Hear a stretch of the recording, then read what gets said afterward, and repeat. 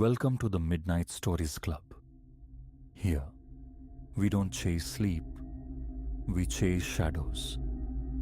Each night, a tale is shared. Each tale darker than the last. Sit back. Light fades. The stories begin.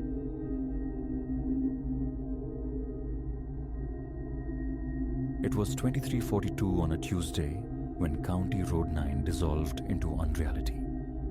That precise minute, etched now behind my eyes. I was piloting my weary sedan homeward after a draining shift loading cargo, the steering wheel tacky beneath my palms from a clumsily spilled iced coffee. Headlights pierced the oppressive black, slicing across fallow fields flanking the narrow tarmac. Out here, civilization's glow surrendered. Only meager reflectors punctuated the shoulder's edge. From the radio drifted the droning voice of some late-night pundit dissecting shadow governments. White noise against the engine's thrum. Then, caught in the high beam flare, a silhouette against the crushed stone verge. Dark windbreaker, denims, the familiar sandy hair. Sam's posture, Sam's frame, Sam's unmistakable profile. Instinct slammed my foot onto the brake long before cognition caught up. The car bucked, tires protesting on the asphalt. I slewed onto the shoulder maybe 20 feet beyond him, the tires spitting gravel. In the rearview mirror, a reflection walking towards me. The exact gait Sam had, that slight hitch from the time he tumbled off the garage roof as a kid. His gaze was fixed firmly on the ground, hands plunged deep into his pockets. My hand reached across the console, fumbling for the passenger door lock. The faint dome light sculpted unsettling contours across the dashboard. A sudden vibration startled me. My phone, rattling in the cup holder. Sam's name illuminated the screen. My fingers froze mid-reach. A glance at the phone, then a sharp flick of my eyes back to the mirror. The approaching figure was barely 10 feet away. I stabbed the answer icon. Leo, you nearly home? Mum's been trying you about Sunday lunch. Sam's voice, utterly mundane, undeniably his, crackled through the speaker. Where are you right now? My throat felt like sandpaper. Home. Couch, actually. Where else at this hour? Just got the twins settled. Footsteps crunched on the gravel. Closer now, just behind the trunk.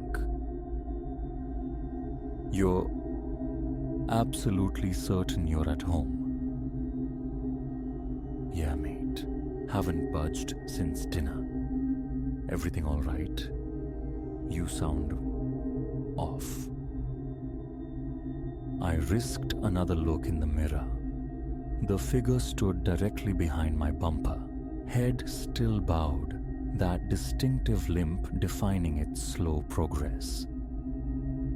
Leo, you still there? A tremor started in my hands.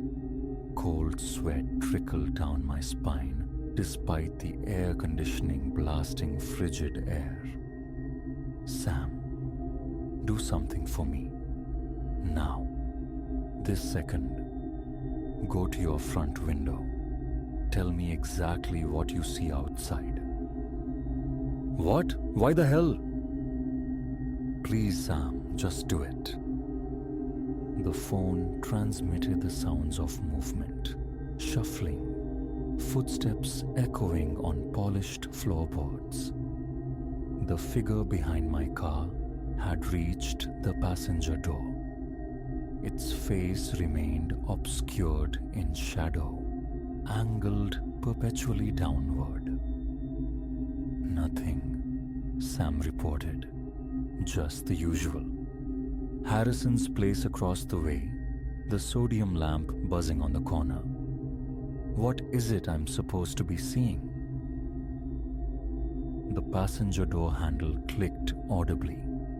My hand shot down, slamming the lock button. Simultaneously, I stomped the accelerator.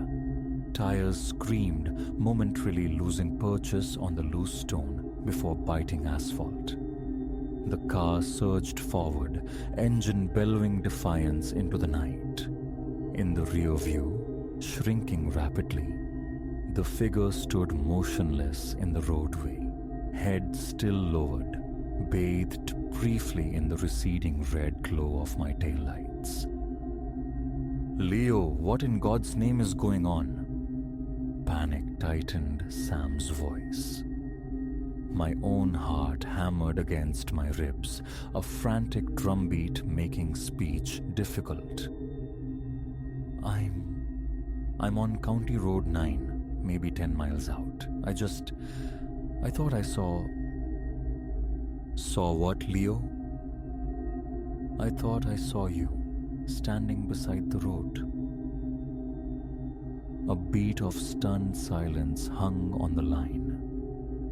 "Leo, mate, I haven't left this house since I clocked out at 6. I haven't been within sniffing distance of County Road 9. 80 miles per hour now, the dashed yellow lines liquefying into a continuous streak. My knuckles ached, white from gripping the wheel. "Stay on the line with me," I managed. "Just keep talking." "Okay, sure. You want me to drive out, meet you somewhere?" "No, Christ, no, stay put. Just tell me about your day. What did the kids get up to? Anything." And so Sam talked. He recounted his son's struggles at football practice, his daughter's messy triumph with finger paints, the reheated casserole they'd had for dinner. Ordinary details, anchors to reality. I clung to the cadence of his voice, attempting to regulate my ragged breathing. Yet, my eyes kept flicking compulsively to the rearview mirror. The road behind remained a void, just swallowing darkness and the faint memory of taillights. But the air inside the car felt charged, thick with unspoken tension, like the heavy pause before lightning splits the sky. Turning onto Ash Lane, then Elm Crescent. Nearly there. Streetlights and familiar houses replaced the desolate fields. My own driveway beckoned. "Almost home," I told Sam. "Stay with me till I'm inside." "Right here. Want me to head over?" No, it's fine. I'll call you back in a few." I coasted into the driveway, cutting the engine. The abrupt silence felt unnatural, amplifying the ringing in my ears. For a long moment, I just sat, key still in the ignition, listening to the faint sound of Sam's breathing through the phone. "You there?" he asked softly. "Yeah, driveway." "Go inside, Leo. Lock everything up tight." I grabbed my work satchel, pushed the door open. The motion sensor floodlight flared to life, bathing the drive in stark, clinical white. Everything appeared aggressively normal. Clara's hatchback parked beside my sedan, the blue recycling bins standing sentinel by the garage, the garden hose neatly coiled against the brickwork. I fumbled with my keys at the front door, the metallic jingle unnaturally loud in my trembling hands. It took 3 attempts to guide the key into the lock. Inside, I reported to Sam stepping over the threshold. Going to check everything. Call you right back. Okay, be thorough. I disconnected the call and began a methodical circuit of the ground floor, testing each window latch, double-checking the deadbolts. All secure. Upstairs, Clara slept soundly. Her soft, rhythmic breathing was audible when I eased the bedroom door open a crack. The house was precisely as it should be. Descending to the kitchen, I poured a glass of water, my hand shaking so badly that water slopped over the rim onto the counter. My phone vibrated again. Sam.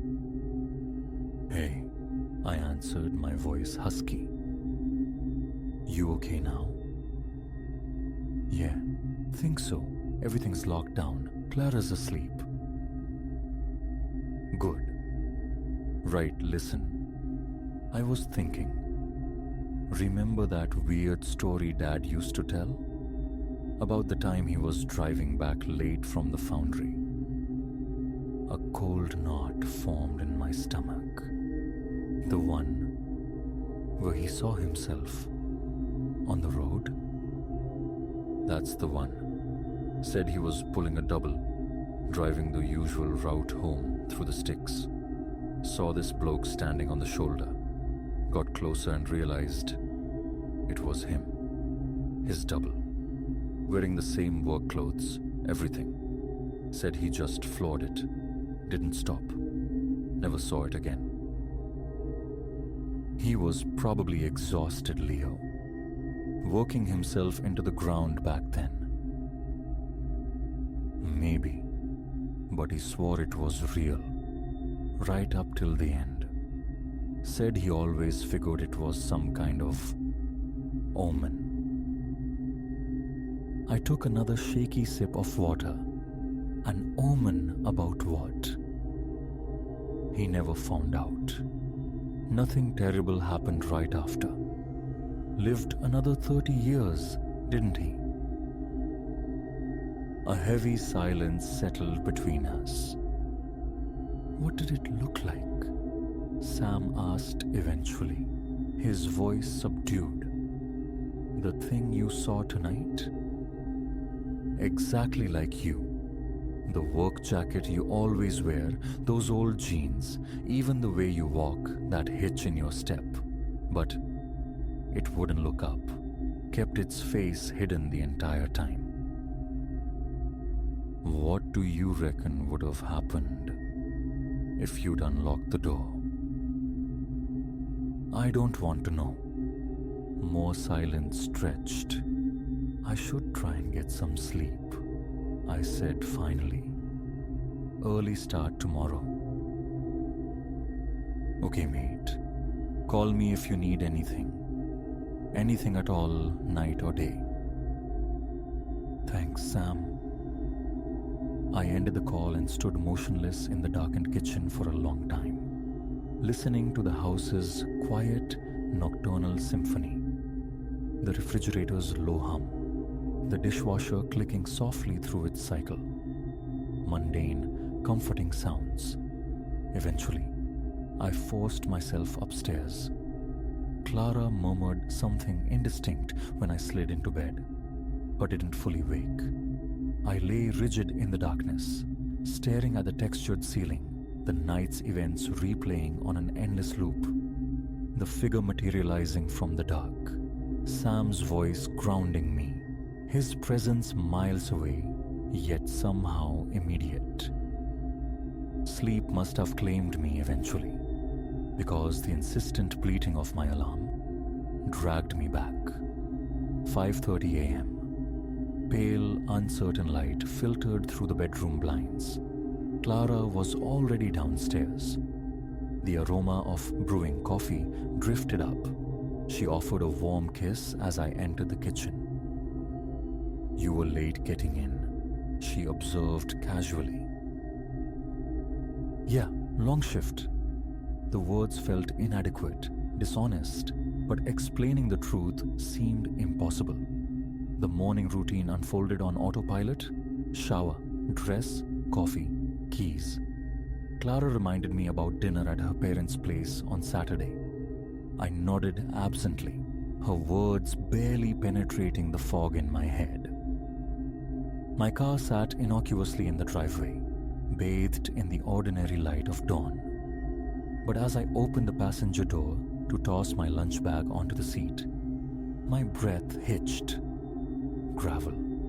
Small, sharp-edged pieces of grey gravel scattered across the floor mat. The exact type of stone that lined the shoulder of County Road 9. My hands, suddenly unsteady again, brushed them out onto the concrete drive. I started the engine, backed out slowly.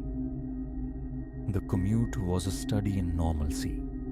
Traffic signals cycling, fellow commuters cocooned in their vehicles, the predictable rhythm of morning radio chatter replacing the previous night's paranoia fuel. Everything was fine. Except for the constant twitchy checks of the rearview mirror. Except for the persistent, unnerving sensation of being watched, followed. Except for the echo of Sam's words about our father's story. An omen, he'd called it. But an omen of what? Work provided a temporary distraction. Clocking in, immersing myself in the familiar litany of purchase orders, shipping logs, stock levels. But concentration proved elusive. Every flicker of movement in my peripheral vision, every unexpected footstep behind me sent a jolt of adrenaline through my system. Closing my eyes brought only one image. The figure on the roadside, head bowed, walking, with that unnervingly familiar limp. Around midday, my phone buzzed. Sam again. "Hey, checking in. How's it going?" "Okay, just working." "Right. So I did a bit of digging online about things like what you saw. Turns out it's not unheard of. Loads of stories, actually. People seeing duplicates, doppelgangers, whatever you want to call them. Often loved ones, usually on lonely roads, nearly always at night. Sometimes they try to get in the car. Other times they just watch." "Sam, I really don't want to hear this." "No, but listen. Here's the thing. In a lot of these accounts, nothing catastrophic happens afterwards. Like with Dad.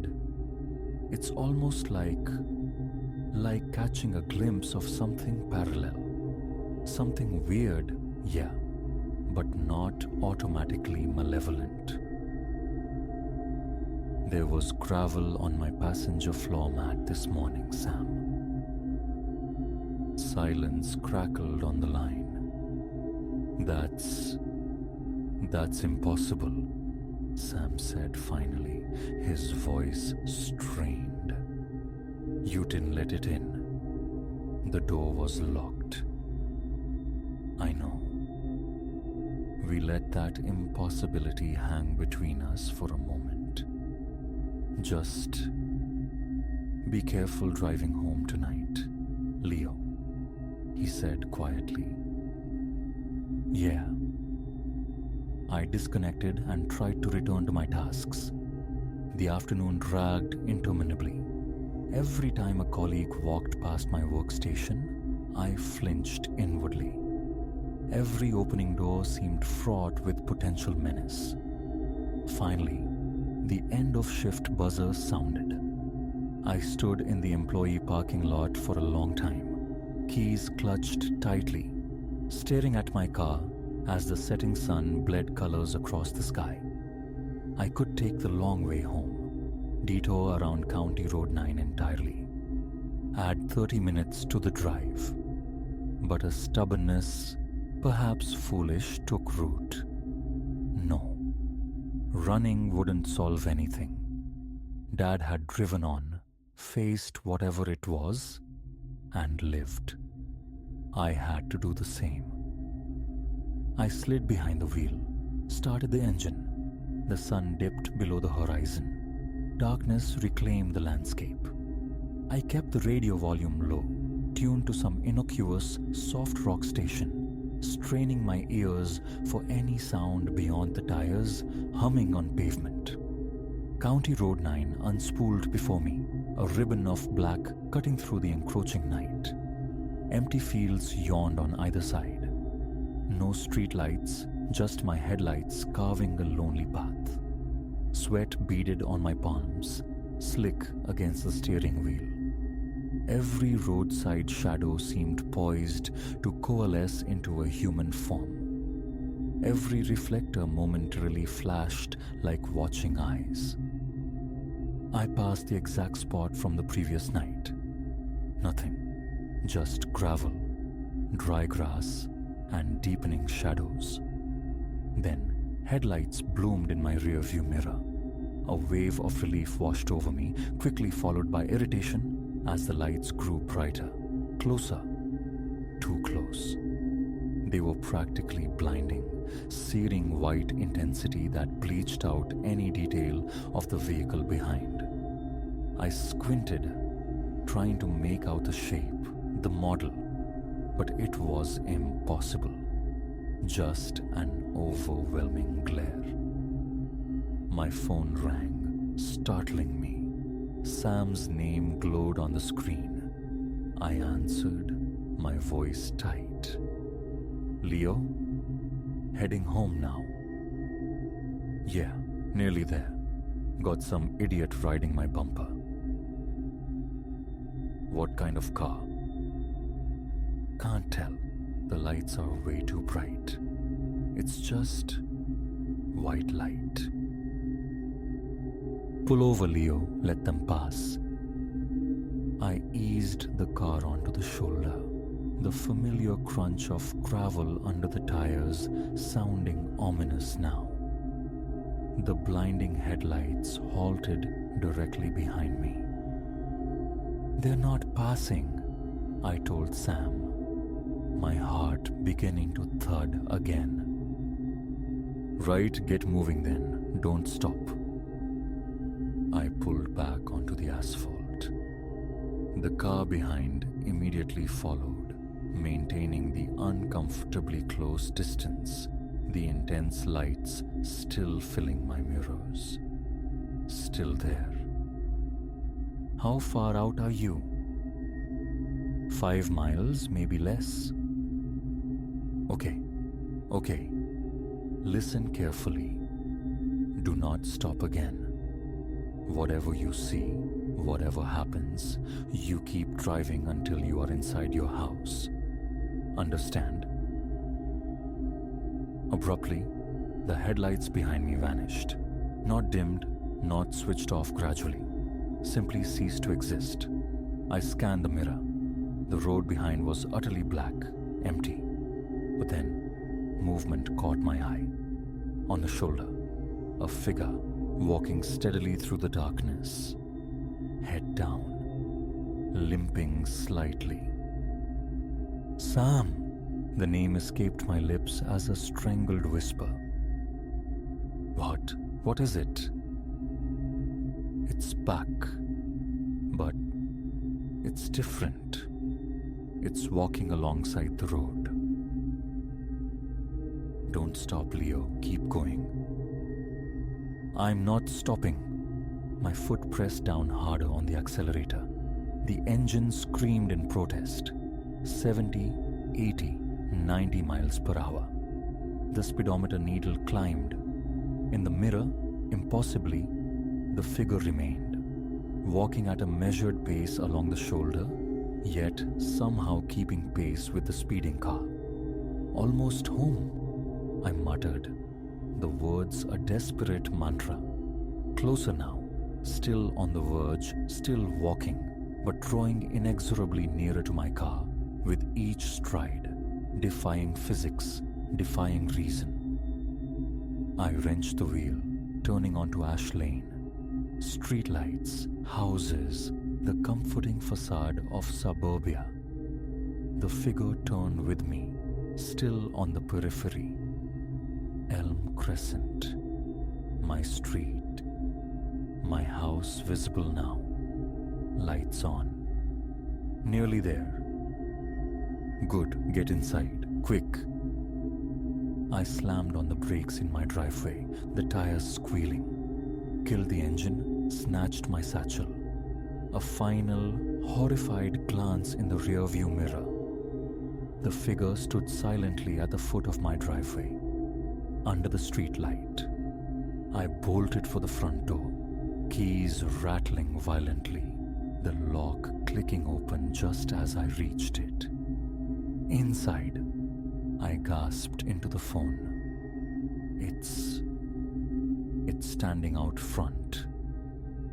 Right, blinds down. Now, don't look out. I raced through the house, yanking cords, snapping blinds shut, checking locks again, with frantic energy. Clara wasn't back yet. Her shift at the hospital often ran late. Okay, done. Everything's shut tight. Good, now what? Risking a peek through a tiny gap in the living room blinds, I scanned the driveway, the street beyond. The figure was gone. It's not there. It's gone. You sure? Absolutely sure. I moved from window to window, peering cautiously. Empty driveway, empty sidewalk, empty street. Yeah, vanished. Sam expelled a long, shaky breath. Okay, that's good. What the hell is going on, Leo? I have no idea.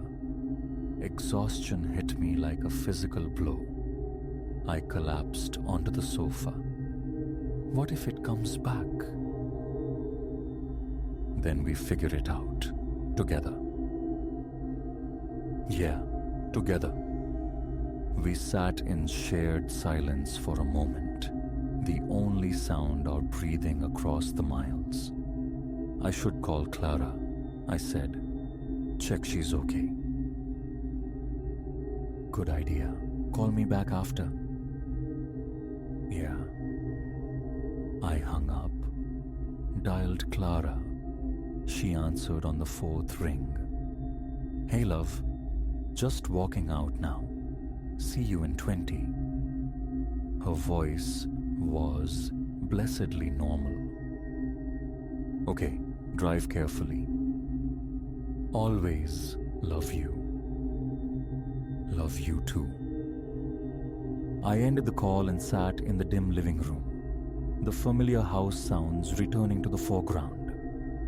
The refrigerator's gentle hum, the ticking of the grandfather clock in the hall. Normal sounds in an abnormal world. My phone buzzed. A text message from Sam. Check passenger floor mat. My blood ran cold. I walked woodenly to the front door, peered through the peephole. Nothing but the empty driveway, illuminated by the porch light.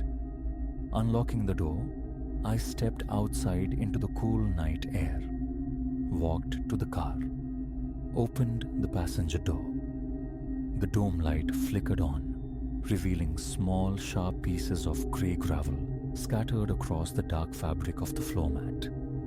Again, I shut the door quietly, locked the car, retreated back inside, locking the house door behind me. I dialed Sam. There's gravel in the car again. His voice was grim. Yeah, I thought there might be. What does it mean, Sam? I don't know, Leo. Maybe nothing. Maybe everything. I walked to the window, pulled the blind aside just enough to see out. The street remained empty, bathed in the orange glow of the sodium lamps. But somewhere, Out there in the vast, indifferent darkness, I felt its presence, waiting, watching, walking patiently with that slight, familiar limp. Head down, always, always head down.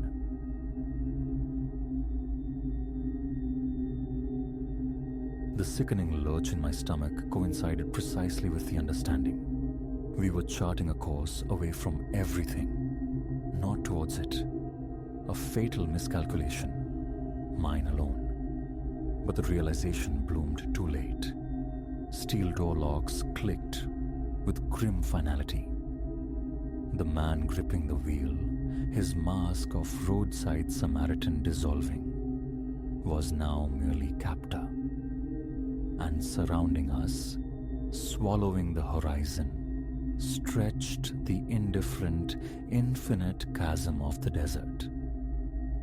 It began with such mundane misfortune. My venerable sedan, my chariot across state lines, had gasped its last, shuddering into silence on an anonymous ribbon of asphalt somewhere deep in New Mexico's arid heart. Hours I'd driven, the landscape a hypnotic blur of skeletal cacti and dust devils dancing in the heat haze. Sunset ignited the heavens, a breathtaking conflagration of ochre and violet, yet its majesty was lost on me. Panic, cold and sharp, was my only companion. Futile attempts to resurrect the engine yielded only a pathetic whine. My phone, a useless brick, displayed 0 bars. Stranded. Utterly. Then, twin stars pierced the deepening twilight. Approaching headlights. A wave, potent and unexpected, washed through me. Salvation. Surely this traveler could offer aid, a lift to the nearest outpost of civilization. An aged pickup bearing the scars of a long, hard life slowed, then stopped alongside me. Through the descending window peered a man, middle-aged, his face a roadmap etched by sun and wind, offering a smile that seemed genuine. Bit of trouble? His voice, rough like gravel, held a surprising note of kindness. I nodded, the words tumbling out, explaining my plight. He listened, head tilted, before extending the offer. A ride to the next town. Hour or so up the road, he rasped. Can sort a tow truck from there. A flicker of caution. My mother's phantom voice chanting warnings about strangers. But the alternative? A night embracing the desert's cold indifference, praying for another car before thirst or exposure claimed me. That would be incredible, I managed, hefting my backpack from the dead car. Thank you, truly. He called himself Silas as I settled onto the passenger seat. The cab's atmosphere was thick with the scent of worn leather and stale tobacco smoke. A mournful country ballad wept softly from the radio. We exchanged pleasantries as the miles unspooled. My destination, a fledgling career in Los Angeles. My origins, an Ohio speck of a town he'd naturally never encountered. The people awaiting me, college friends, future roommates. He, in turn, painted himself a native son, this desert his cradle and his kingdom. He knew its secrets, he claimed, intimately.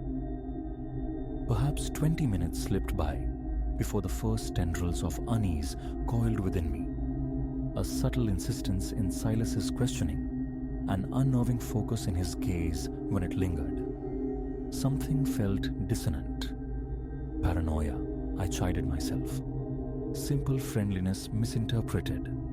But then, a chilling observation solidified the fear.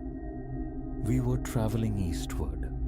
The sun, which had been sinking directly ahead when we began, now blazed defiantly off to our left.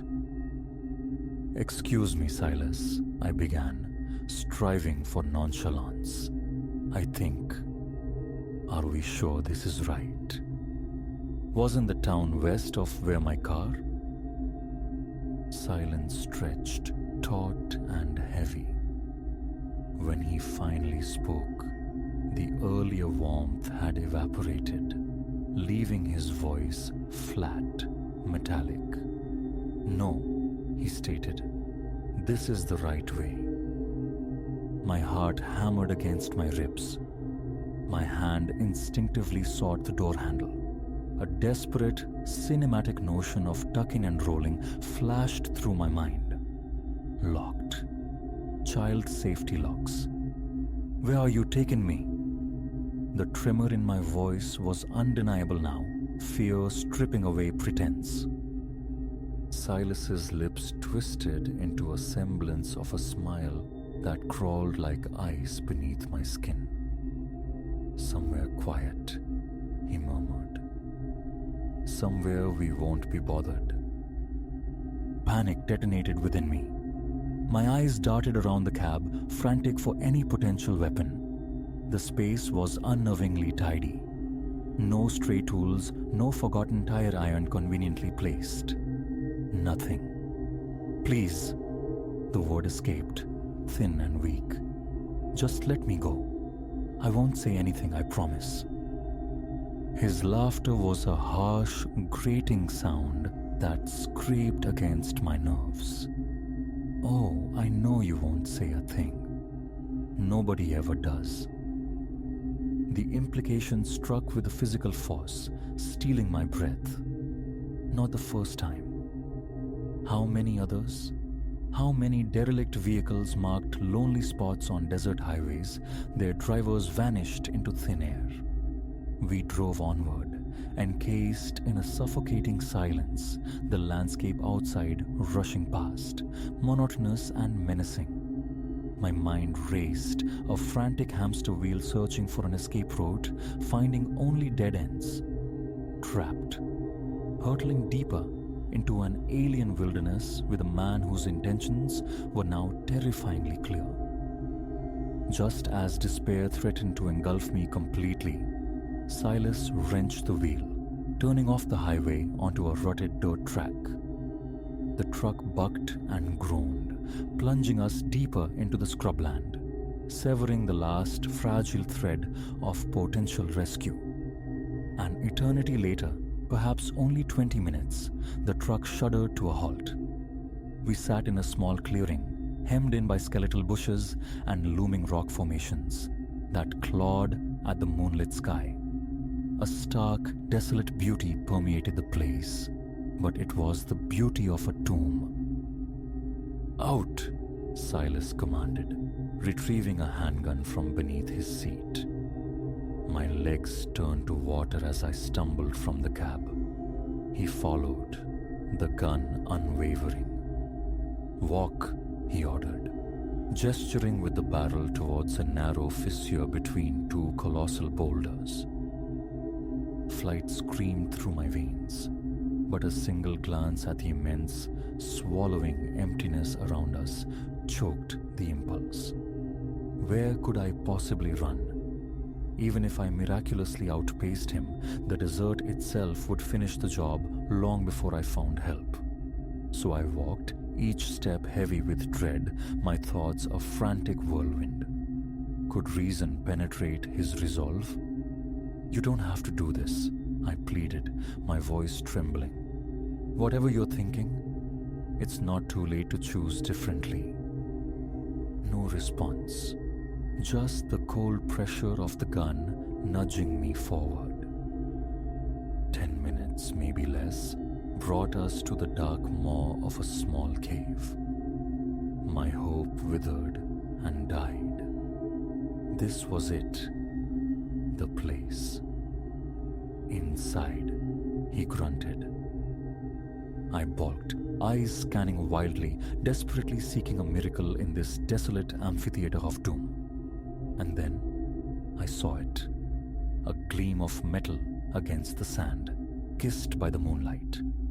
A length of rebar, thick and rusted, likely debris from some forgotten construction. Primal instinct surged. I lunged, my fingers closing around the cold, rough steel just as Silas registered my movement.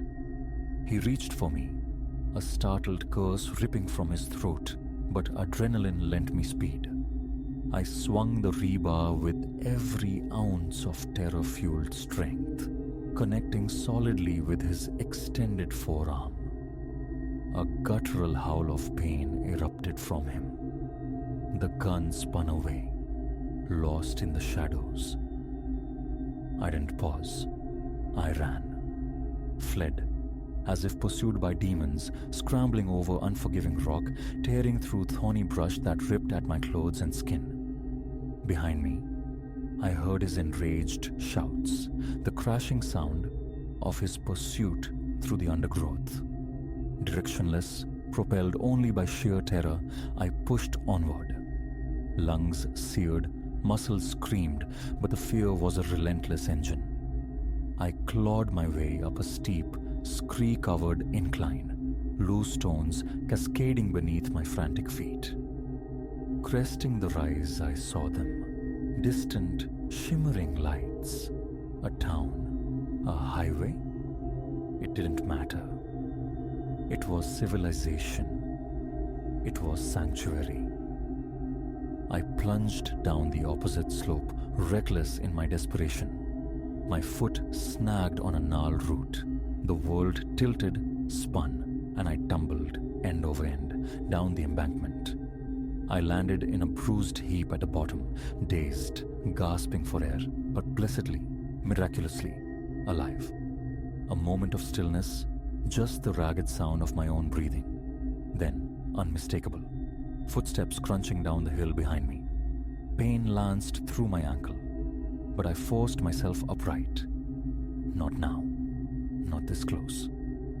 I hobbled forward, a desperate, lurching gait, the lights beckoning, growing larger, brighter. Silas's heavy breathing sounded terrifyingly near. Closer. Just as my strength utterly failed, I burst from the wilderness onto pavement, solid, blessed asphalt. And there, like a divine intervention, headlights bore down on me. I waved my arms, a mad apparition staggering into the road's center. Tires shrieked, the car swerved, stopping inches away. An older couple stared out, their expressions a startled blend of alarm and concern. "Help!" I choked out, pointing back into the darkness. "Please, he's trying to kill me." A heartbeat of hesitation, then the woman flung open the rear door. "Get in, dear." I scrambled inside, collapsing onto the seat just as Silas emerged from the brush, a dark, menacing silhouette against the vast desert night. "Go!" I screamed. The driver slammed the accelerator. We surged forward, leaving Silas standing alone on the roadside, swallowed by the immense darkness. The nearest town's police station became our immediate destination. My story poured out, fragmented by sobs and uncontrollable trembling. They located my abandoned sedan, found Silas's truck deserted near the cave path. But Silas himself? He had melted back into the desert, the wilderness that knew him, that kept his secrets. Sometimes, the night terrors still come, replaying the chilling possibilities, the thin wire I walked between life and becoming another desert ghost story.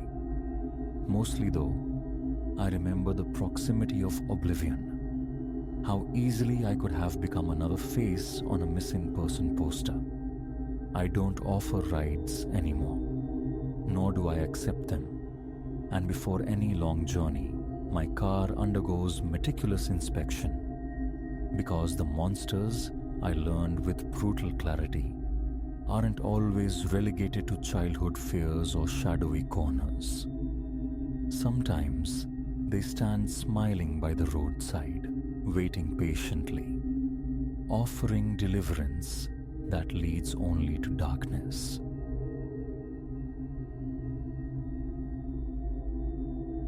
That laughter, slicing through the stagnant air of Jubilee Gardens, was the precise instant regret crystallized. What began as just another rotation guarding the skeletal remains of joy twisted irrevocably into a phantasmagoria etched onto the underside of my eyelids. Had I only heeded the tremor in my own marrow, the instinct screaming retreat when the path still lay open? Silas, that's the name I answer to. For 3 years, I'd paced the perimeter of Jubilee Gardens, a sentinel of faded mirth. Mostly, it was a sinecure. Clock in, patrol the rusting monuments to childhood glee, deter the occasional thrill-seeking youth. 6 months dormant, however, had allowed a different sort of presence to settle. The night itself was a palpable thing. Thick summer humidity clinging like damp shroud cloth. 4 hours into my shift, the familiar circuit led me past the skeletal carousel, its painted horses frozen mid-prance. The air hung heavy, pregnant with the smell of decay and cooling metal. Near the carousel's silent orbit, a flicker, peripheral, indistinct, snagged my attention. My boots stopped crunching on the gravel path. I strained my ears against the low groan of settling structures. Silence held sway for a heartbeat, then fractured. A giggle, thin and brittle, like wind chimes made of bone, drifted from the direction of the spook shack. Identify yourself. My voice, unnaturally robust in the profound quiet, cracked the stillness. Security. This park is condemned. Egress immediately. Only the echo answered. Protocol dictated a call, backup from the county sheriff before venturing deeper. But a morbid magnetism, the same pull that draws eyes to roadside wreckage, tugged me onward. Teenagers, surely. Just bored kids playing ghost in a ghost town. I'd handled worse. Yet, approaching the spook shack, its garish paint peeling like sunburned skin, the sensation of being scrutinized intensified. Cartoon specters painted above the entrance seemed to track my flashlight's wavering beam with malevolent patience. The entrance door groaned, a protracted metallic sigh, as I shouldered it inward. Dust motes danced like frantic spirits in the cone of light. Hello? I ventured again, stepping across the threshold into stale, cloying air. Is anyone present? There it was again. That same disquieting chortle, closer now, seeming to emanate from just beyond the first turn in the darkened corridor. I swept the light forward, bracing to illuminate startled teenage faces. Instead, the beam landed, and my blood turned to slush. Standing immobile at the corridor's terminus was a figure. Not adolescent, not even human. It was one of the park's automated jesters plucked from the defunct Fun Emporium across the grounds. Its painted smile, a rictus of forced gaiety, gleamed wetly. I blinked, fighting the disbelief. The Fun Emporium lay a quarter-mile distant. Logistics screamed impossibility. Yet, as I stood rooted, the clown's head pivoted with agonizing slowness, a faint whir. Underpinning the motion, glassy eyes found mine. The painted smile seemed to stretch, to crack the ceramic cheeks. And then it laughed. The giggle, amplified now, manic, ricocheted off the oppressive walls, a suffocating vortex of sound. Instinct took over. Thought evaporated. I spun, lunging back towards the entrance, my heart a frantic drum against my ribs. The door slammed against my palms, immovable, locked, jammed, bewitched. The laughter pursued, swelling, drawing nearer. Panic clawed its way up my throat. Twisting wildly, desperate for egress, my gaze snagged on movement stirring in the deeper shadows. More shapes detached themselves from the gloom. Not just clowns, but spectral figures, caricatured fauna, lurching forward with the disjointed gait of broken puppets. Giggles the gopher, the park's erstwhile mascot, now a mangled horror. This isn't happening, my mind screamed. A stress-induced phantasm. But the cold, unyielding metal at my back, the thick miasma of dust and damp rot, the grinding symphony of servos and gears heralding the advance. It possessed a brutal tangibility. My hand, trembling violently, fumbled for the radio clipped to my belt. Silas here, I choked out. Requiring immediate assistance. Spook shack location. Static hissed back, mocking my desperation. They converged, the animatronics, their optical sensors glowing with an internal luminescence the dead park shouldn't possess.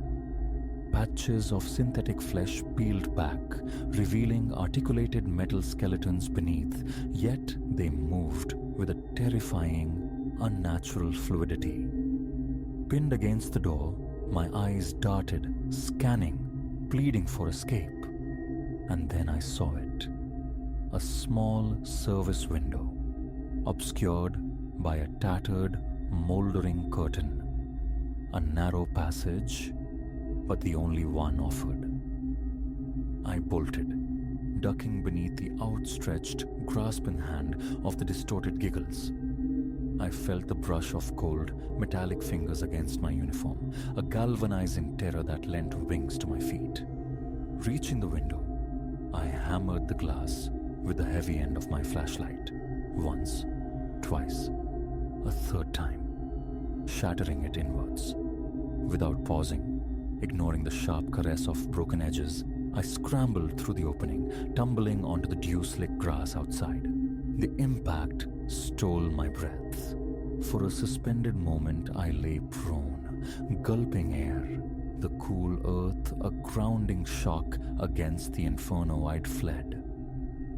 Slowly, agonizingly, I pushed myself upright, wincing at the mosaic of cuts and bruises blooming across my skin. Behind me, the spook shack stood inert, a silent, brooding edifice. No movement flickered within its shadowed recesses. No sound disturbed the gentle sigh of the night wind through the skeletal trees. Could it have been hallucination? The torn fabric of my shirt, the stinging lacerations on my hands, they argued vehemently against delusion. Whatever lurked within those walls, whatever pursued me, possessed a dreadful reality. I stumbled away, legs like water, driven by the primal need for distance, for sanctuary. Towards the main gate I lurched, yet the feeling of observation clung like cobwebs. Every shifting shadow seemed poised to coalesce into a familiar, grinning shape. Every groan of rusting metal mimicked the sound of approaching mechanisms. Almost there, the wrought iron gates loomed, a promise of escape. Then I heard it again, that high-pitched, chilling giggle. It drifted down from the skeletal silhouette of the grand wheel, its gondolas swaying rhythmically, empty cradles against the bruised twilight sky. Against all reason, I looked up. There, nestled in the apex carriage, sat a figure. Even diminished by distance, the garish face paint, the bulbous crimson nose, the impossibly wide smile were unmistakable. It lifted a hand, waving with a jerky mechanical cadence. I didn't walk. I ran. Ran until the car door slammed shut, the engine catching with a desperate roar as I tore out of the deserted lot. In the rearview mirror, the Ferris wheel stood stark against the paling sky. For an instant, I swore I saw movement among the high carriages. The police station felt miles away, the journey punctuated by trembling hands and ragged breaths. I spilled my story to the night shift officers, their patient expressions a thin veil over incredulity. They listened, exchanged glances heavy with dismissal. Another crank, perhaps drunk, certainly overwrought. "We'll dispatch a unit," one offered, his tone betraying utter skepticism. I wanted to seize him, to scream the truth into his impassive face. But the words sounded hollow, even to my own ears. Who would credit such a tale? Home offered little solace. Every lock double-checked, every floorboard creak a fresh jolt of terror. Sleep remained elusive, banished by the recurring vision of glowing eyes and smiles stretched beyond anatomical limits. The following morning, a phone call severed my ties to Jubilee Gardens. No paycheck could justify returning to that haunted playground. Days bled into weeks. Silence from the authorities, no reports of anomalous findings at the park. Life resumed its mundane rhythm, and I began to cautiously entertain the notion that perhaps it had been a fugue state, a waking nightmare born of solitude and suggestion. Until, roughly a month later, the local newspaper headline snagged my gaze. Jubilee Gardens poised for grand reopening under new ownership. Accompanying the optimistic text about renovations and future delights was a photograph. Smiling executives posed before the refurbished Spook Shack. And there, barely discernible in a shadowed upper window behind them, a face stared out. The clown's face, its painted grin seeming wider, more predatory than memory served. It wasn't over. The realization struck with the force of a physical blow. Whatever malignancy had stirred within the dormant park, whatever dark sentience animated those decaying figures, it remained, waiting, watching, and soon, terrifyingly soon, it would have fresh patrons for its ghastly amusements. I tried to raise the alarm, but my words were dismissed. The ravings of the disgraced guard who'd cracked under pressure. Now, I can only observe from the periphery, burdened by the certainty that others will soon stumble into the same waking nightmare. Because at Jubilee Gardens, the fun, it seems, is truly endless. And the terror is just beginning.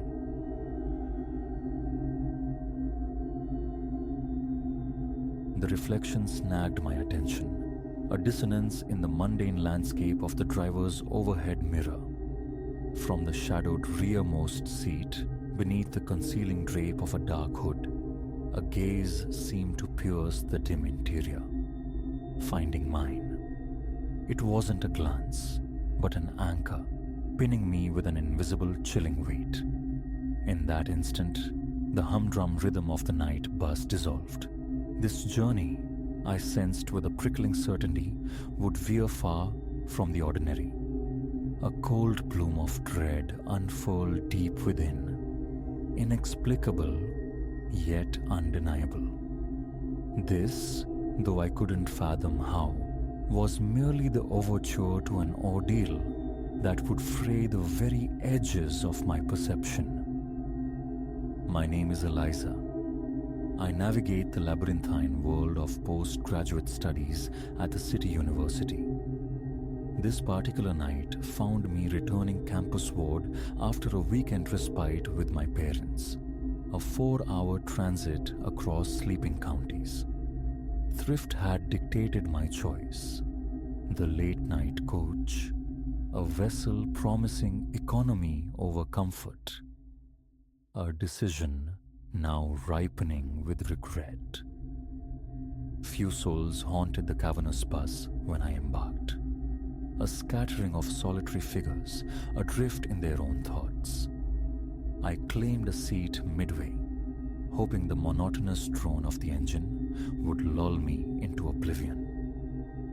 As the station lights receded, swallowed by this encroaching dark, my awareness registered him, a silhouette swathed in shadow, occupying the final row. Initially, just another anonymous traveler, but stop by stop, the sparse congregation dwindled, passengers dissolving into the rural night, until the vast interior held only myself, the impassive driver, and the hooded stillness at the back.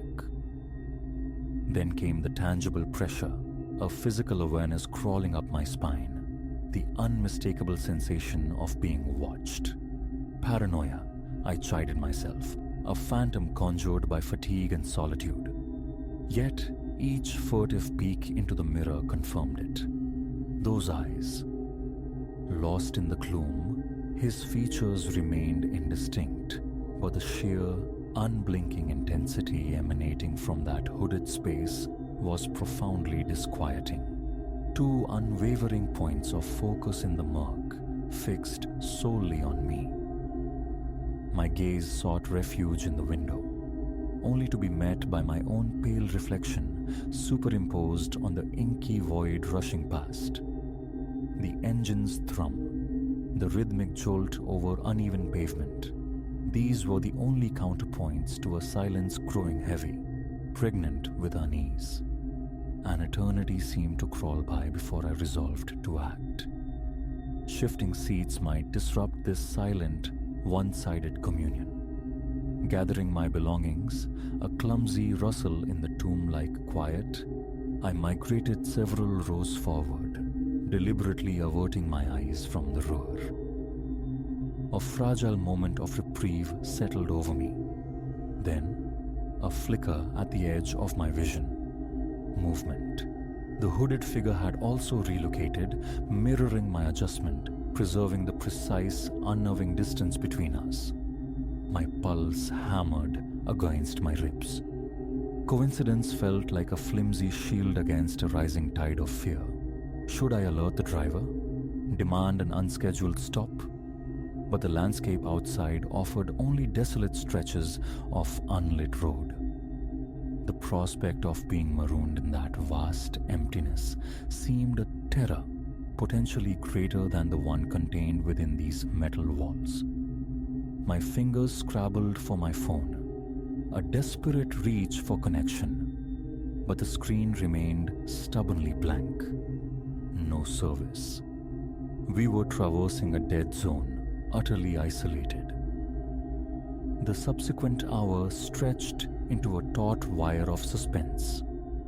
I sat bolt upright, muscles locked, ears straining against the silence for any hint of movement behind me.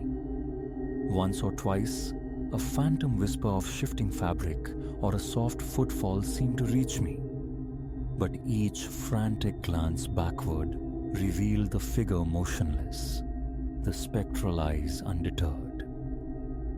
As the first tentative glimmer of suburban lights began to stain the horizon, a sliver of relief pierced my anxiety.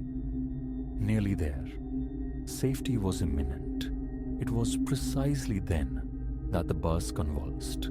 A violent shudder coursed through its frame, the engine coughing, sputtering, a mechanical death rattle echoing in the confined space.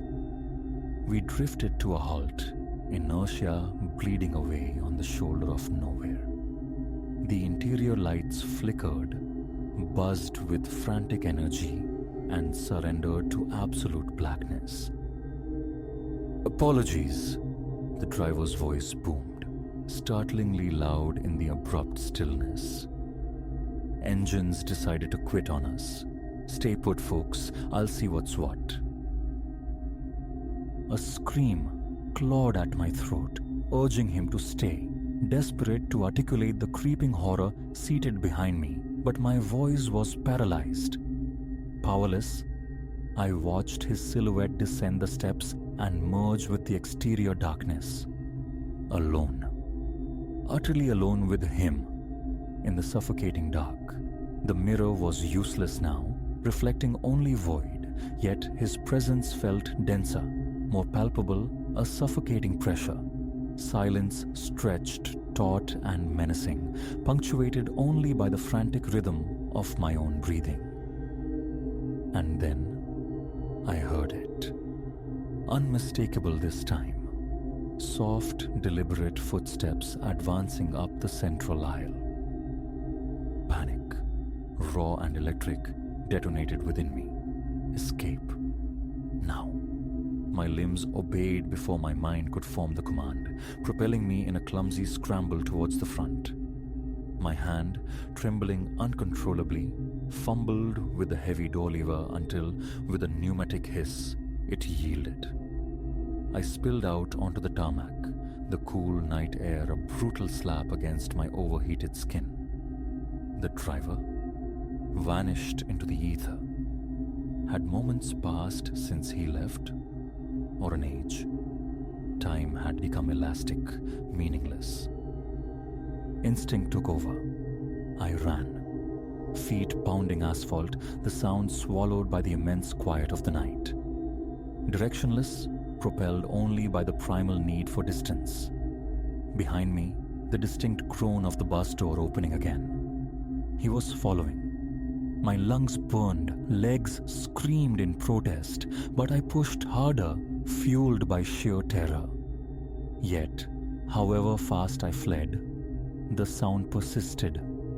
Steady, unhurried footsteps echoing mine, a relentless pursuit in the dark.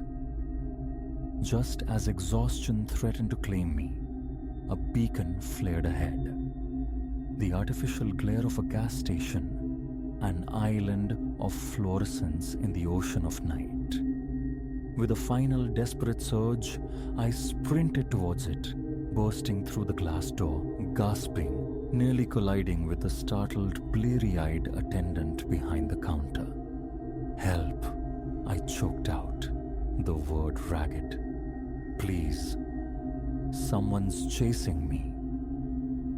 His eyes widened, taking in my wild eyes and disheveled state. He reached for the phone, already punching numbers. Okay, calm down. What happened? Who's after you?" But as I turned, hand raised to point back down the desolate road, to indicate my pursuer, a chilling vacancy met my gaze. The highway stretched empty in both directions, swallowed by darkness. There was no one. The arrival of the police cruiser brought a different kind of chill, the cold weight of disbelief. Their questions circled, probing, seeking rational explanations where none felt adequate. They found nothing. No sign of a hooded figure, no tracks, no corroborating evidence. The bus sat mutely where we'd left it, the driver now visible beneath the raised engine cover. Wrench in hand, entirely oblivious, he claimed, to any disturbance within. As the adrenaline ebbed, insidious doubt began to seep in. Had I conjured the entire episode? A waking nightmare born of stress, fatigue, and the suggestive power of a lonely road? Yet, even as my rational mind grasped at explanations, the memory remained indelible. Those eyes, that unwavering, unknowing focus that had tracked me through the night. Real or imagined, the terror had been utterly, shatteringly authentic. The officers offered a ride back to campus, a kindness I readily accepted. Driving away, a compulsion made me glance back towards the gas station's pool of light. And for a fleeting, heart-stopping moment, I thought I saw it. A dark, hooded shape standing just at the edge of the illumination, watching me depart. The night bus became a forbidden territory after that. Weeks bled into months, marked by a persistent hypervigilance. Shadows leaped with imagined menace. Solitude in public spaces felt fraught with potential threat. Friends and family offered concerned murmurs, suggesting therapy, medication for anxiety they couldn't comprehend, wasn't rooted in the mundane. But I knew the experience resonated with a truth deeper than explanation. Some currents run beneath the surface of the world, things that resist neat categorization. And sometimes, perhaps, they board late-night transport, seeking company among the unwary. To this day, the sight of a hooded sweatshirt triggers a spike in my heart rate. Solitary nocturnal travel is a boundary I rarely cross. And sometimes, lost in the anonymity of a crowd, that familiar ice-cold prickle returns to the nape of my neck. When I turn, inevitably, there is nothing. But the certainty lingers, a cold ember in my gut. Somewhere, perhaps just beyond the periphery, those eyes are still watching, waiting for our paths to converge once more. So, should you ever find yourself adrift on a sparsely populated bus as darkness reigns and a feeling settles upon you, the distinct weight of being observed, heed that instinct. Trust the tremor of unease, because the monsters we dismiss as figments might be far closer than we dare to believe. They might be sharing the ride, cloaked in plain sight, patiently awaiting the perfect, vulnerable moment. As for me, daylight travel suits me now. Some destinations, some journeys, simply carry too high a toll, for you can never truly know who or what might be riding along behind you.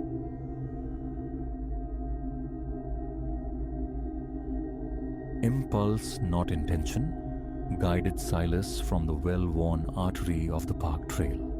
He hadn't charted this divergence. One moment, the familiar rhythm of his hike through known territory. The next, this beckoning fissure in the tree line. It was scarcely a path, more a whisper of passage obscured by ferns and low-hanging boughs, utterly devoid of signage or sanction. A certain magnetic pull emanated from its shadowed mouth, a siren song for the part of him weary of mapped destinations. A brief pause, a glance back at the sun-dappled certainty behind him, and then Silas stepped across the threshold into the unknown verdure. Instantly the world shifted. The air grew dense, carrying a chill that had little to do with shade. Silence descended, not a peaceable hush of deep woods, but a taut, expectant quietude, as if the forest itself held its breath. The way forward snaked tortuously, trees pressing ever closer, their bark like ancient knuckles.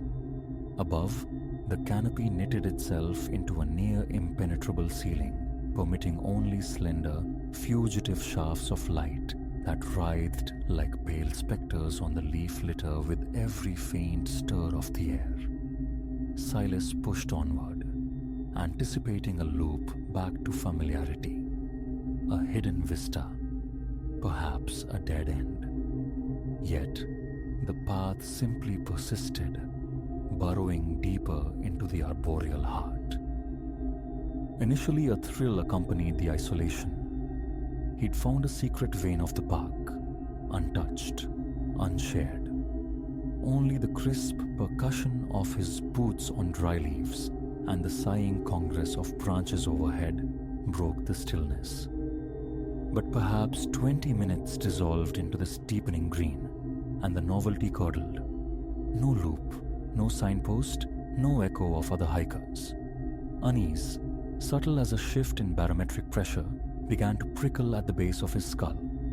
that primal awareness of unseen observation. He chided himself for succumbing to imagination's phantoms, yet the feeling intensified, tightening its grip with each step further into the entanglement. His gaze began to flick nervously toward the dense periphery, scanning the lattice work of trunks and shadows for something. The track attenuated further, threatening to dissolve entirely into the undergrowth. Silas halted, attempting to orient himself within the suffocating homogeneity. Towering, moss-shrouded trees stood sentinel in every direction, the forest floor a chaotic mosaic of fallen debris. The main trail was a memory now, utterly erased. No peak, no peculiar rock formation offered a bearing. He was adrift in a sea of bark and leaf. It was then that the sound reached him. A delicate, sibilant rustling, barely audible over the frantic thrumming in his own ears, originating somewhere to his left.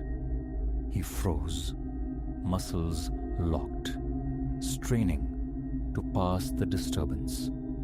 It came again, louder this time, less random, more akin to deliberate movement through the dry foliage, drawing nearer. His eyes raked the trees, finding nothing but the interplay of shadow and the almost imperceptible sway of branches. Hello.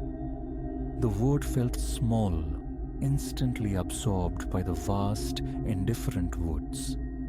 Silence answered, profound and unsettling. The rustling ceased. He swallowed, the knot of dread tightening in his gut. An animal, surely. A startled deer, a foraging squirrel. His rational mind offered these placations, but instinct screamed otherwise. The sound had felt, considered, attentive. He fumbled for his phone, a desperate grasp for connection, for the comforting grid of GPS. No service. Predictable this far off the grid, yet the stark confirmation of his isolation amplified the burgeoning anxiety. Retreat was the only recourse.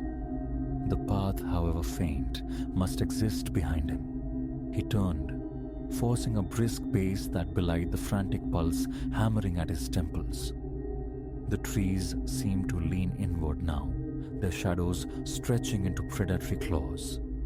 He kept his eyes fixed downward, searching for the indentation, the subtle disturbance marking his inward journey. Minutes passed. Nothing. The trail was gone. He stopped dead, breath catching. A slow, disbelieving rotation confirmed it. The forest floor lay undisturbed, a seamless carpet of decay. No path, no sign of his passage. It had simply vanished, swallowed by the woods. Panic, cold and sharp, began to claw at the edges of his composure. Think. He must have strayed, missed a turn obscured by leaves. He cast about, scanning frantically, but saw only impenetrable wilderness. He was comprehensively lost. The rustling erupted again, this time directly astern. Silas spun around, heart leaping against his ribs. His gaze darted wildly between the trunks, but the source remained invisible, concealed within the dense, unblinking forest. He felt the prickle of cold sweat trace his spine. "Hello?" he called again, his voice betraying a tremor. "Is anyone there?" The silence that fell back was absolute, charged with a terrifying imminence. He was no longer alone. He felt it, a palpable presence lurking just beyond sight, watching, waiting. Staying to identify it was unthinkable. He bolted, choosing a direction based on sheer hope, feet pounding the earth, sending leaves flying. Trees blurred into a vertiginous smear of brown and green.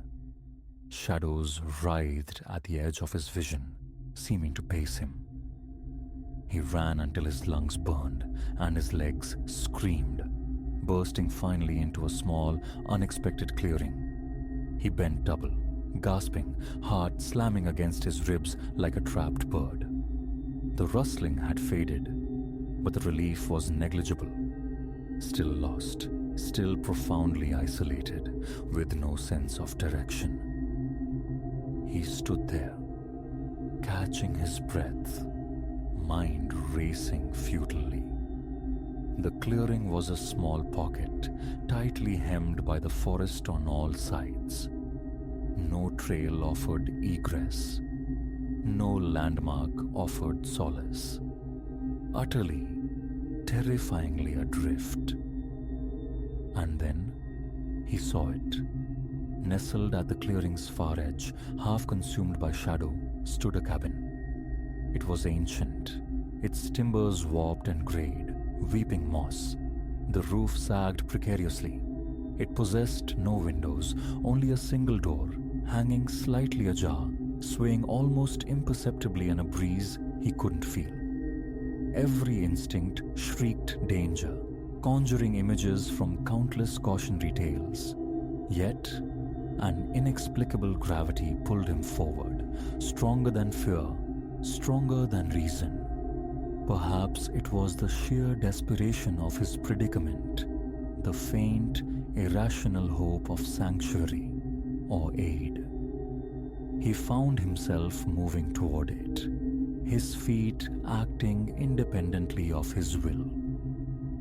The door groaned in protest as he pushed it inward, the sound unnaturally loud in the clearing stillness. Inside, dust lay thick as velvet on every surface. The air hung heavy, stale with decades of disuse, yet something felt discordant, subtly wrong. He stepped over the threshold, the floorboards creaking ominously beneath his weight. As his eyes acclimated to the gloom, penetrating the cracks in the walls, he saw the cabin's stark contents. A single, rough-hewn table stood center stage, attended by a few scattered chairs. It was the object resting upon the table, however, that turned his blood to ice. A map, laid flat, its surface worn but clear. A map of the park, trails meticulously inked in stark red. And there, bisecting the familiar routes, running deep into the wilderness where no official path existed, was the unmarked trail. His trail, the impossible path he had followed. He recoiled, stumbling backward, his heart a frantic drum against his ribs. He didn't understand, couldn't comprehend, but knew with chilling certainty that he had to escape this place.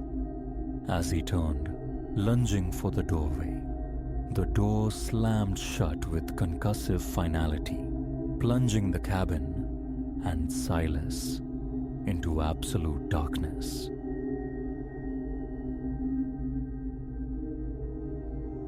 Midnight had bled into the hours beyond, leaving me adrift on a threadbare lane somewhere deep in the agrarian dark. My headlamps bored twin holes through an otherwise impenetrable blackness. Fields, inert and vast, flanked me on either side. Above, the sky was a starless void. Fatigue, a heavy cloak woven over hours of driving, settled on my shoulders. Home remained a distant concept, a shore I yearned for across this isolating sea of night. I fought the tide of unease rising within me. Then a disruption ahead. A form hunkered low beside a scraggle of roadside weeds. Its eyes snagged my lights, flaring momentarily. 2 pinpricks of intense, unnatural luminescence. An animal, perhaps. A pale hound strayed too far. Yet it held itself too erect. It squatted near the crumbling verge of the track. Instinct hammered my foot onto the brake, the car sighing as it slowed. The instant its silhouette resolved into something human-shaped, I wrenched the wheel violently leftward. Gravel spat as the rear end fishtailed, a sickening slide on the loose earth. I wrestled for control, somehow avoiding collision, but the car slewed sideways, engine still sputtering, its beams now slicing uselessly across an empty expanse of cultivated dirt. A ragged exhalation escaped me. The figure was now somewhere behind the vehicle. A primal urge screamed to check the mirrors, but prudence dictated assessing the front first. A grating sound had accompanied the swerve. Damage felt probable. The thought of lifting the bonnet into this thick darkness was repellent, yet necessary, and I needed confirmation. What precisely had I almost struck? Engaging the parking brake, I pushed the door open and stepped onto the uncertain ground. The night air bit, carrying the scent of damp soil. Gravel crunched underfoot. A knot tightened between my shoulder blades. An unnerving stillness hung heavy. No insect chirp, no rustle from the waiting fields. My headlights cast a feeble illumination into the distance, revealing only packed earth, skeletal bushes, and the distant, crooked geometry of a fence. Slowly, I pivoted, facing the spot where the crouched form had been. Through the deep gloom behind me, a shape coalesced.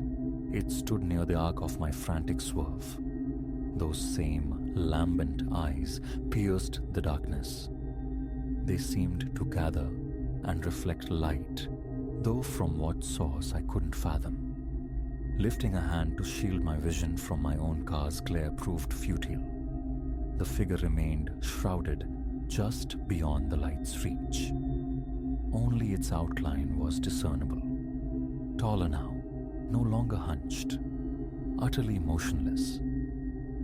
I fumbled the bonnet release and leaned over the engine bay, activating the small torch kept nestled in the glove compartment. Its beam traced the radiator, hoses, belts. The engine idled with a slight tremor, but nothing catastrophic seemed apparent. I needed a moment, just a heartbeat to quell the frantic drumming in my chest, the shallow, hurried rhythm of my breath. I consciously forced air deeper into my lungs. Despite the chill, sweat prickled the back of my neck. With each involuntary glance over my shoulder, a chilling certainty grew. The figure was closer, not by any significant measure, but perceptibly nearer each time my attention strayed. Initially, it stood perhaps 30 yards distant. A few fearful checks later, 20, then less. Its advance was insidious, occurring only in the blind spots of my awareness. I never witnessed a step, never saw movement. It simply occupied a new position whenever my gaze returned. Slamming the bonnet shut, I retreated until my back met the cool metal of the driver's door. My eyes remained locked on the shape as my fingers scrabbled for the handle. A tremor ran through my hand as I pulled the door open. Escape was paramount, yet entering the car necessitated turning away, however briefly. In that split second, a peripheral flicker confirmed its subtle relocation. Inside, I thumbed the lock, a futile gesture against something so uncanny. It carried no discernible weapon, no tool, only its unsettling posture and those light-catching eyes. I attempted to pull forward to straighten the car onto the track, but felt immediate resistance. My front wheel had found a shallow ditch. The vehicle shuddered under acceleration, refusing to climb out. Shifting to reverse, hoping for momentum, only resulted in the tires whining, churning uselessly in the soft earth. Every glance in the mirror framed the figure, incrementally closer. I twisted the steering wheel, seeking purchase, but the car remained stubbornly lodged. A frustrated fist struck the wheel. A curse escaped under my breath. Flicking the high beams on, I hoped for clarity. The figure's head snapped back slightly, as if recoiling from the sudden intensity. Details sharpened. Humanoid, yes, but draped in something loose, indistinct. The face remained a shadowed mystery, though pale skin gleamed where the light struck near its reflective eyes. Eyes that never blinked.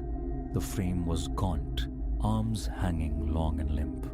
Its knees seemed oddly angled inward.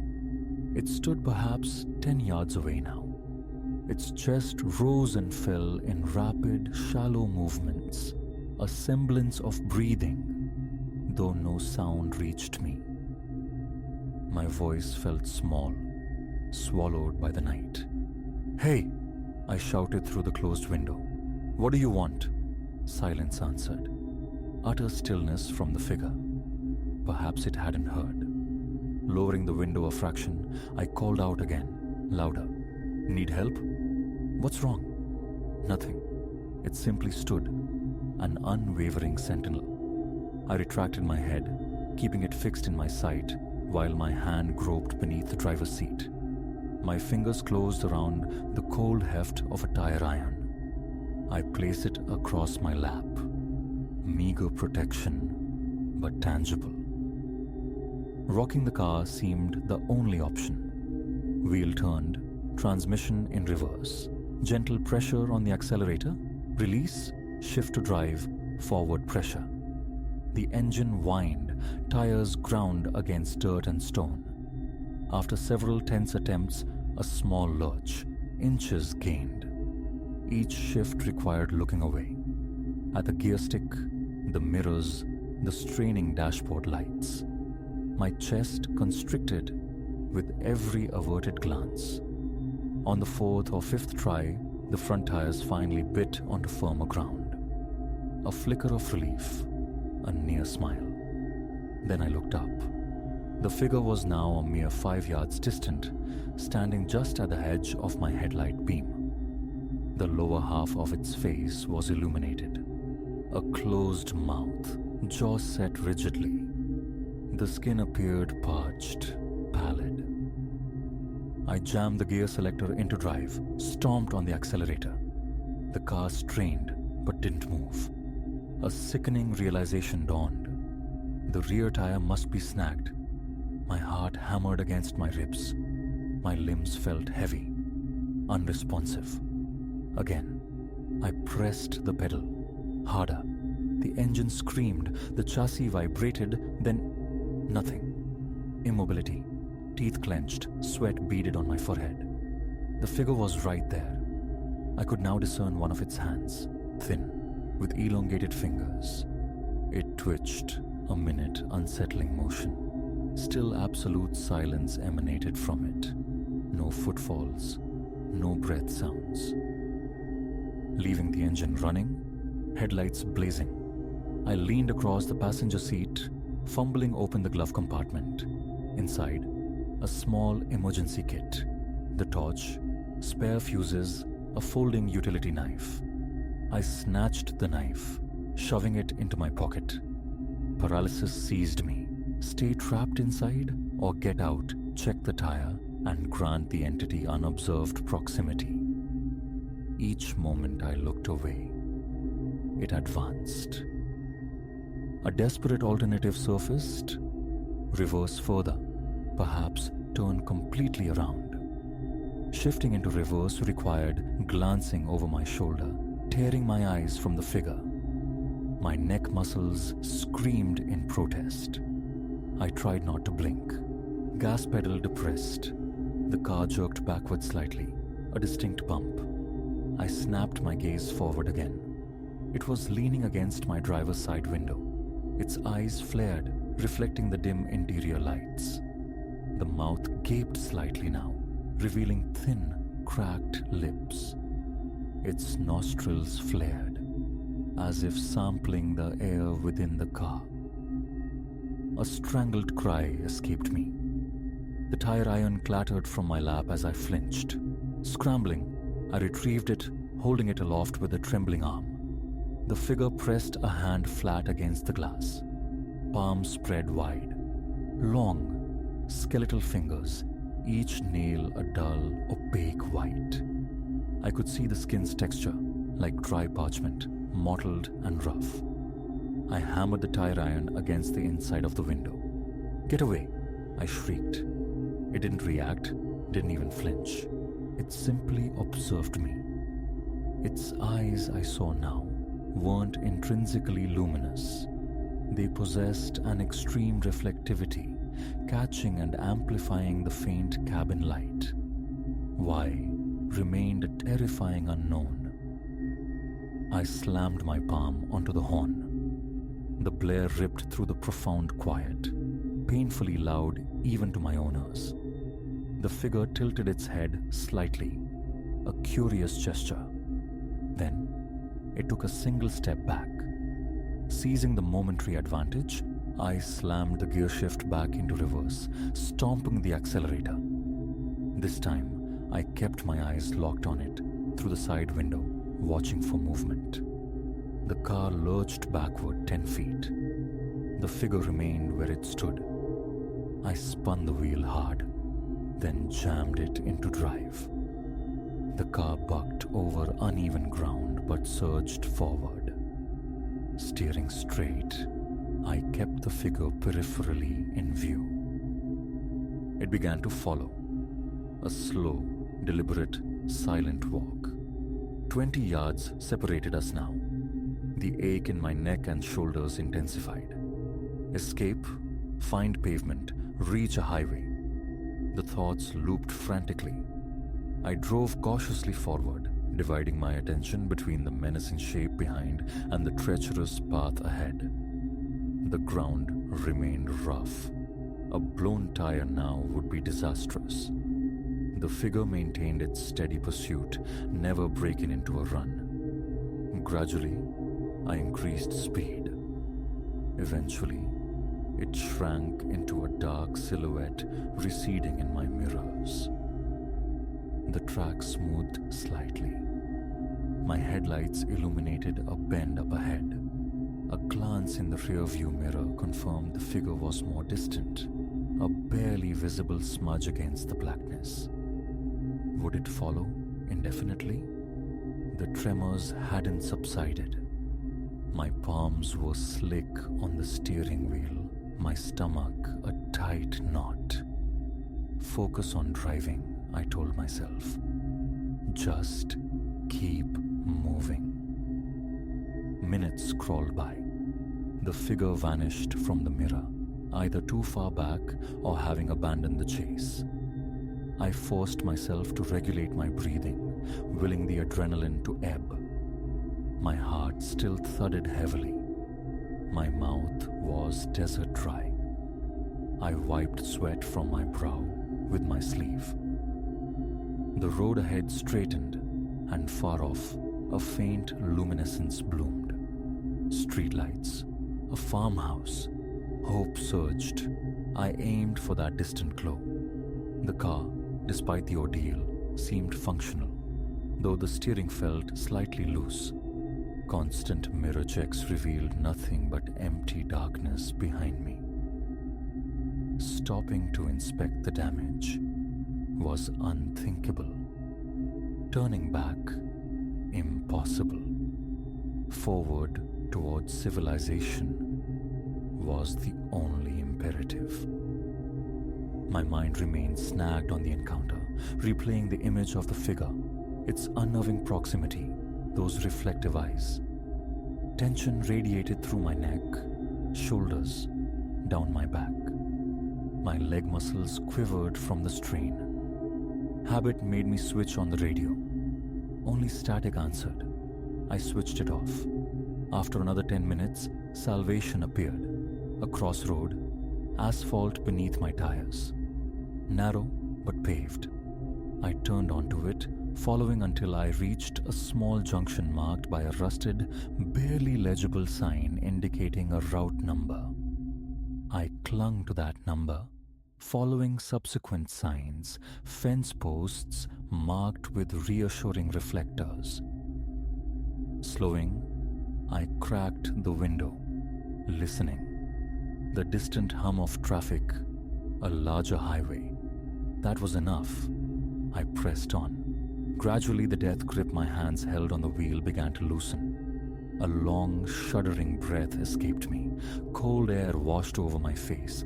What was that thing? What had it wanted? It hadn't attacked, hadn't tried to breach the car. It had simply approached, drawn closer with every averted glance. The memory of its face, pressed close to the glass, remained seared into my thoughts. Those eyes. I pushed the image away. Escape was all that mattered. Another hour passed, navigating by signs that grew increasingly familiar, until finally, the wide, smooth expanse of a main highway stretched before me. The steady drone of tires on asphalt was the most comforting sound imaginable. One last look in the rearview mirror revealed only empty, receding darkness. I took another deep breath, trying to unknot the tension coiled in my spine. The night remained quiet, but it was a normal quiet now. No strange eyes gleamed in the distance. Just the open road and a long, long drive still ahead.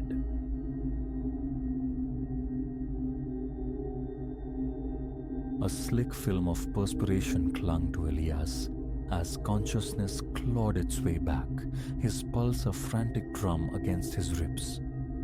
The first time that shape haunted his sleep, he dismissed it, a fleeting specter born of daily pressures. But its nightly return, persistent and draining, whispered a different truth. This was no mere nightmare. He felt leached of vitality, as if slumber itself offered no restoration. Thus began the haunting. He resided alone, in a solitary cottage adrift from the city's thrum, his days measured by the grease-stained routine of a maintenance shop. Visitors were rare. His evenings unfolded in predictable quietude, sustenance, then the flickering images meant to numb the mind before sleep. Nothing in this unassuming existence hinted at the encroaching dread until the figure manifested. That initial night remains vivid.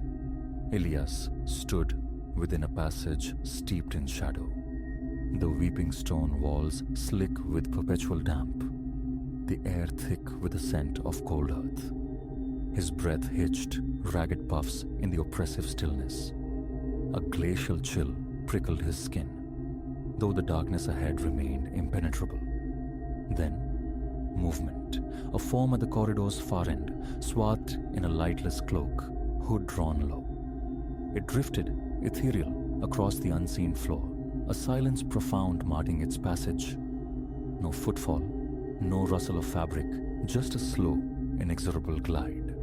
He strained to cry out, but his throat constricted, cold seizing his vocal cords. A hand emerged from the gloom, extending towards him, digits like bleached bone. Then, a violent wrench back to wakefulness, a ragged inhalation tearing through the quiet of his room. Morning found him heavy-limbed, eyes gritty with sleeplessness. He'd gleaned only fractured hours of rest. A random aberration, he told himself, perhaps residue from some forgotten documentary. He pushed the memory down, forcing himself through the day's motions. The second night, the dreamscape reformed. The damp passage, the stale air pressing close. This time the spectre stood nearer, its proximity suffocating. A fleeting horror revealed itself. Abyssal sockets where eyes should be. parchment skin stretched taut over sharp angles. It performed a delicate, obscene gesture, as if plucking motes from the air directly before his chest. His heart hammered violently, and then a brutal cough seized him, jolting him awake. A raw fire scorched his throat.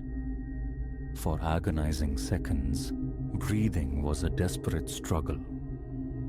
Out of bed, he prowled the confines of his bedroom, a vise tightening around his skull. An anchor seemed to settle deep within his sternum. He splashed frigid water on his face in the bathroom, confronting a reflection framed by dark circles, hair plastered to his forehead with a chill dew. His hands betrayed him with unruly tremors. "Ignore it," he commanded himself. Stress. He crawled back into the sheets, wrestling a few more hours of turbulent, unquiet sleep. By week's end, the delusion of normalcy shattered. The nightmare recurred with relentless fidelity, the figure's unseen weight growing heavier each night. A profound weariness settled into his bones. He nearly succumbed to slumber mid-shower. Another afternoon saw him nodding off in his car during lunch. Colleagues offered sideways glances, hushed inquiries about his pallor and distraction. "Insomnia," he murmured, a half-truth offered as flimsy armor against the quiet terror of being haunted by sleep itself. Then came the discovery of the diminutive sachets. The first materialized in the hallway by the front door, fashioned from some rough, lightless textile, secured with a thin cord. Picking it up unleashed an invasive chill against his palm, sharp as frosted glass, though the sachet itself felt dry. As he loosened the tie, a plume of arctic breath struck his face, carrying a sibilant sigh, the ghost of a word he couldn't decipher, but which raised the hairs on his nape. He dropped it. It skittered under a chair. Heart pounding, he fought to steady his breathing. Eventually, using a towel as a barrier, he retrieved the object and consigned it to the shadows of a closet box, postponing the reckoning. The next day, another rested brazenly on his kitchen counter. Identical size, identical fabric, the same glacial presence. Touching it sent a jolt through him, his blood racing, a knot tightened in his gut. The discovery defied logic. His doors and windows were meticulously locked each night. No prankster could be responsible. No one else held a key. Yet these tokens persisted, insidious offerings. Subtle, unnerving distinctions emerged. One bore a faded symbol like three intersecting lines. Another held a darker stain near its base. Each time he untied the cord, that frigid exhalation escaped, accompanied by the fleeting whisper of dread. It never lingered. Just a second or two of chilling sound. Concurrently, his dreamscapes warped. The corridor bled into a vast, echoing vault. The figure stood at its center, gathering faint, ephemeral motes of light from the air. With every dream breath Elias drew, his chest felt strangely hollow. Then he'd glimpse his own visage mirrored behind the spectre, gaunt and spectral. The figure would hover closer, extending those skeletal tendrils.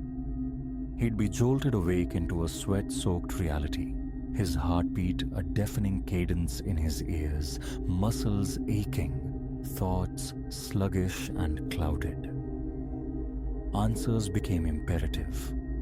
He plunged into the digital ether, searching for spectral intruders, anomalous dreams, sachets radiating cold, anything mirroring his ordeal. Most results led to fiction or forgotten myths. Hours dissolved, scrolling through obscure forums, reading tales of shadow entities, oniric parasites, ancient spirits. One night, buried deep within a discussion on folklore, he encountered a reference: the collector of sighs. A sparse post recounted an old legend of a dark entity thriving on human anguish, a parasite roaming between worlds, slipping into dreams to reap sorrow and fear. The more its victim succumbed to anxiety, the stronger its parasitic bond became. The post was brief, the commentary scant, but the name resonated with chilling familiarity. He tried to banish the thought, yet over the ensuing days, the parallels solidified. The forum described small cloth sachets used by this entity to store the distilled essence of hopelessness. Sachets invariably cold, releasing trapped fear upon opening. His chest constricted. The congruence felt too precise for coincidence. Closing his laptop, a clammy sheen broke out on his forehead. His fingers danced involuntarily. He struggled for breath, as if the air itself had thickened. Worry became a constant companion, despite his efforts. And each night, the dream persisted. The figure gathering something that shimmered faintly, drawing forth a gossamer thread of light from the space his heart occupied in the dream. His lungs would give a convulsive clench. He'd wake, utterly spent. Artificial fuel from energy drinks barely kept him functional at work. His frayed nerves betrayed him. He snapped at his boss for a simple inquiry about his well-being. His shoulders remained perpetually hunched, his back a landscape of dull aches. More sachets appeared, insidious markers tucked under his bed, near the bathroom sink, beside the living room couch. Each delivered the same jolt of cold, the same whispered exhalation, sometimes a wheeze, sometimes a sharp gasp, mimicking his own distress. He continued collecting them in the cardboard box, now a growing reliquary of dread in his closet corner. One night, exhaustion claimed him on the couch. He dreamt again of the immense chamber, its walls stained with dark, indeterminate patterns. The figure stood waiting, but this time, its hooded void swiveled, fixing upon him. A desiccated hiss slithered through the dream air. His vision blurred. His legs buckled, sending him to his knees on the cold, unseen floor. The spectre stretched forth a hand, and he felt a visceral tugging deep within his chest, as if something vital were being drawn out. Tears blurred his dream sight. His arms trembled uncontrollably. With a wrenching physical effort, he threw himself sideways, forcing his eyes open. He found himself sprawled on the floor, face pressed against the rough weave of the carpet, gasping, sweat trickling down his temple. The thought of seeking help arose, fraught with uncertainty. An island unto himself in this town, with family an unbridgeable gulf away. Whom could he tell? A doctor? I have a dream demon draining my energy, he imagined saying, picturing the sterile dismissal, the prescription pad, the referral. So he continued his solitary research, scouring arcane texts and shadowed corners of the web for ways to sever contact. Chants and sigils, focusing on positivity, starving the phantom by denying its sustenance. The suggestions varied, but his fear was a palpable thing, his exhaustion even more so, hindering every attempt. He tried erecting futile bulwarks against the encroaching tide of sleep.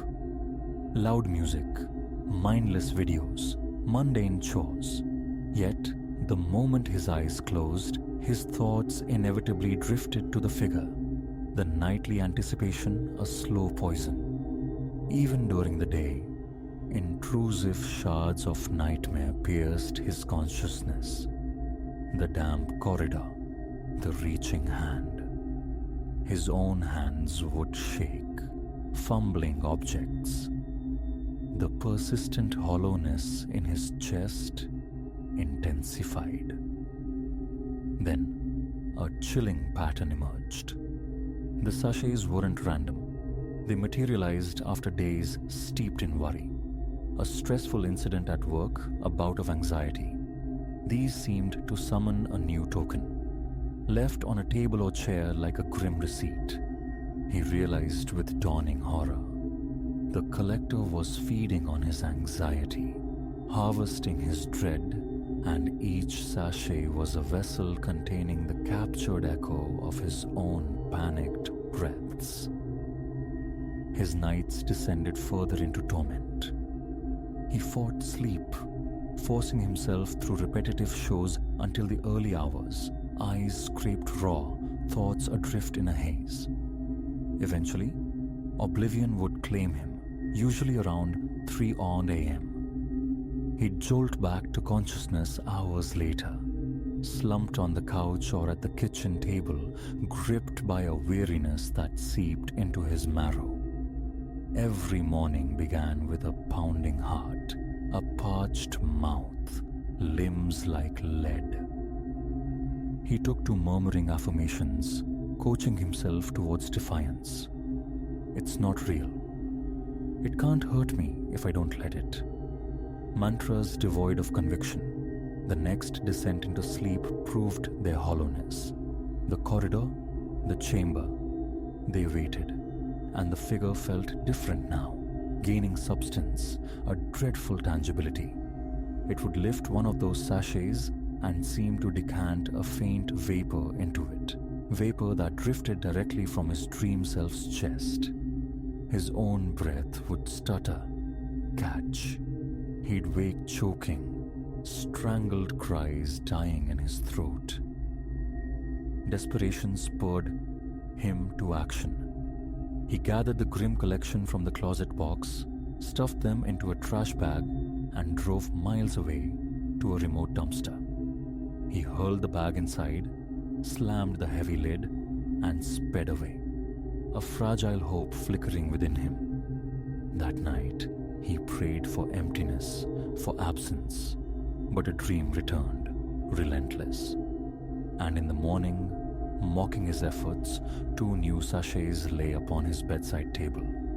A raw cry of frustration tore from his throat. He kicked the bed frame, pacing, breath coming in ragged bursts, legs weak, hands cold, a tremor vibrating in his chest. The truth settled, cold and unavoidable. His own dread was the key, the open invitation. Every anxious thought, every surge of fear nourished the entity. The collector of sighs wasn't metaphor, but grim reality. It thrived on his gasps, his fearful inhalations, his sighs of despair. Each sachet was a reliquary for those stolen moments of panic. Armed with this bleak understanding, he attempted a different strategy. Not hope, not defiance through words, but control. He resolved to master the vessel, if not the terror. During the day, he practiced slow, deliberate breathing, forcing a rhythm upon the chaos within. Inhaling calm, exhaling tension. At night, as the familiar tendrils of the dream began to curl around his consciousness, he focused on that breath. He forced his jaw to unclench, kept his hands loose, uncurled at his sides. The corridor materialized, the damp walls wept, the figure waited. When the glacial touch reached for him, he focused solely on the slow, steady cadence of air entering and leaving his lungs. His heart hammered, a wild bird against his ribs, but he swallowed the reflexive terror, refused the gasp. The figure drifted closer, its void gaze fixed upon him. He met it, unflinching, breathing slow. Over several nights, a subtle shift occurred. He still woke tired, but less ravaged, less utterly depleted. The insidious offerings ceased. The sachets stopped multiplying, then vanished altogether. His body remained a tightly wound spring, but a sliver of improvement surfaced each morning. The dream corridor persisted, yet the figure no longer dominated its center. Sometimes it lingered only at the periphery of his dream vision, a fleeting shadow in the corner. The invasive cold remained whenever it stirred, but he held fast to his breath. His chest felt tight, constricted by the echo of fear, but the burning sensation subsided. He is not free, a truce perhaps, but not peace. He senses the present still, an unseen watcher, particularly in the deep quiet of night. Phantom echoes, whispers like dry leaves skittering, sometimes emanate from the closet where the sachets once resided. Occasionally a black shape flickers at the edge of his vision as he stands before the bathroom mirror. His heart still leaps, but he fights the surge, clamps down on the rising panic. It has been days since a new sachet appeared. Progress measured in absences. He doesn't pretend to comprehend the entity, only that succumbing to terror strengthens it. His only shield is composure. Calm is a facade he struggles to maintain. Flickering lights make him jump. A flashlight rests by his bed. The bedroom door remains ajar, but he endures. He is still here, waging a quiet war waged nightly. He hopes that by denying the collector of sighs its sustenance, he can slowly, painstakingly, push it back into whatever abyss spawned it. His body aches with the physical toll of vigilance. His vision sometimes blurs, and inexplicable chills still trace paths across his skin late at night. Yet, he is not giving up. Each descent into sleep is a renewed confrontation. Whether this presence will ever fully recede, or if it's a shadow he must carry for life, remains unknown. All he can do is master his own reactions, hold on to the fragile discipline, and keep his breathing steady. That is where Elias stands now, anchored only by his breath in the encroaching storm.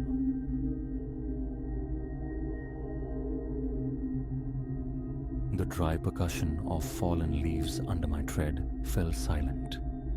I stood motionless, a sudden chill seizing my veins, turning the warm blood to something sluggish and cold.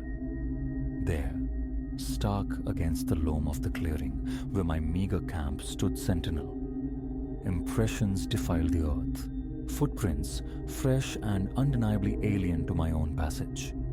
Someone, something, had trespassed in my brief absence, and the encompassing hush of the woods, a profound stillness that swallowed sound, suggested the watcher remained. I, Elias, had always courted the wild heart of solitude, finding a fierce pride in navigating the untamed world alone. The quietude, the primal dialogue with nature, the stark reliance on self, it was a potent elixir. A sudden gift of a week's freedom from the mundane had sent me packing, drawn irresistibly towards the vast spine of the Appalachians. Familiar sections lay behind me. This journey was a plunge deeper into tracts rarely touched by human feet. 2 days unfolded in autumnal perfection. Crisp air, thick with the resinous perfume of pines and the sweet decay of foliage, kissed my face. My pace was swift, eagerness consuming miles beneath my boots. By the third sunfall, the main artery of the trail was a distant memory. I walked in profound isolation, having glimpsed no other soul, since the prior dawn. The ideal haven revealed itself as dusk painted the sky. A small amphitheater of earth beside a chattering stream guarded by colossal pines. Tent pitched, wood gathered, the promise of dinner warming my thoughts. Only then did I recall my water filter, abandoned stream side. A trivial oversight, I'd thought, a mere 5-minute detour. Returning, however, that tranquil sense of belonging shattered. A wrongness prickled the air. Before conscious thought registered the visual disturbance, the hairs on my nape stiffened. The prints, great, splayed marks dwarfing my own boot size, pressed deep into the yielding ground encircling my tent. They were intruders, stark evidence against the memory of the empty clearing I'd left moments before. Rooted at the clearing's edge, my gaze flickered between the impressions and the dense weave of the surrounding forest. The woods, moments ago a sanctuary, now felt charged with a subtle menace, the lengthening umbrage concealing unseen eyes. I strained my hearing, but only the frantic thrumming within my own chest broke the silence. With deliberate slowness, each step measured, I approached the tent.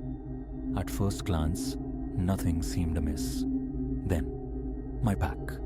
Habit dictated it rest just inside the fly sheet. Now it sat exposed on the damp earth, its zipper partially undone. Trembling fingers completed the task.